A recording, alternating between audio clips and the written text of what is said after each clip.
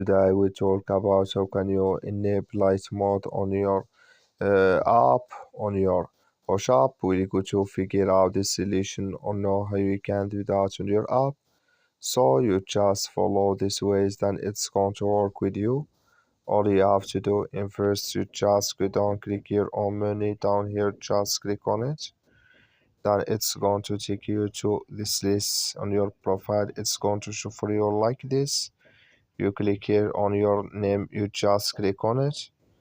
So then you come to next step here. It's going to show for you like this here. You click on this sign. So when you just click on it here, then automatically here it's going to change with you to your to light mode on your app. That's all you have to do. That's all. I wish you I get it. Thank you for watching. Don't forget to support us by liking, subscribe.